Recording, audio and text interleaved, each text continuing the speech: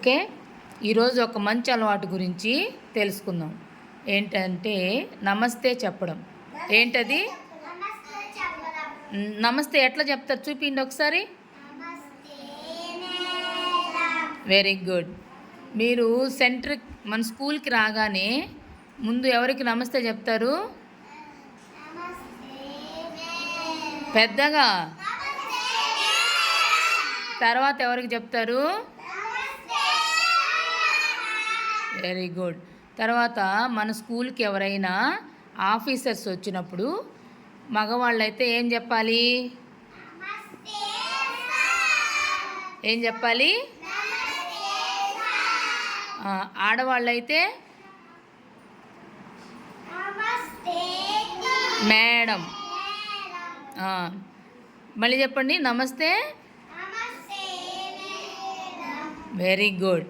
తర్వాత మీరు ఎవరింటికైనా వెళ్ళారనుకోండి, వెళ్ళినప్పుడు అక్కడ పెద్దవాళ్ళు ఉంటారు కదా, వాళ్ళని చూసినప్పుడు ఏం చెప్పాలి? నమస్తే. అక్కడ ఎవరైతే పెద్దవాళ్ళు ఉంటారో వాళ్ళకి నమస్తే అండి అని చెప్పాలి. ఏం చెప్పాలి? ఒకవేళ మన ఇంటికి ఎవరైనా వచ్చారనుకోండి, అప్పుడు వాళ్ళని చూడగానే ఏం చెప్పాలి? మనం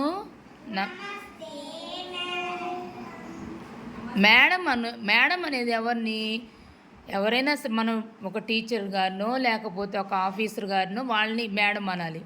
ఇంకొరవాళ్ళని అండి అనొచ్చు. లేకపోతే పెద్దవాళ్ళు అయితే ముసలి వాళ్ళు అనుకో, తాతయ్యను నానమ్మను నమస్తే నానమ్మ, నమస్తే తాతయ్య అలా అనాలి. లేకపోతే కొంచెం వయసులో ఉండేవాళ్ళైతే వాళ్ళని నమస్తే ఆంటీ, నమస్తే అంకుల్ అలా అనాలి. ఓకేనా? వాళ్ళ ఇంటికి వచ్చినప్పుడు ఎవరైనా పెద్దవాళ్ళు మన ఇంటికి వచ్చినప్పుడు నమస్తే చెప్పి కూర్చోమని చెప్పాలి. ఏం చెప్పాలి? నమస్తే చెప్పి రండి కూర్చోండి అని చెప్పాలి. ముందు అది చెప్పాలి. ఏం చెప్పాలి? రండి కూర్చోండి అని చెప్పాలి. అమ్మ వాళ్ళు ఏదైనా పనిలో ఉంటారు కదా, అప్పుడు ఇవన్నీ మీరు చెప్పాలన్నమాట. ఓకేనా? ఈరోజు మంచి అలవాటు ఏంది మంచి అలవాటు? ఎవరెవరికి నమస్తే చెప్పాలో అర్థమైంది కదా? Very good. క్లాప్స్ కొట్టండి ఒకసారి.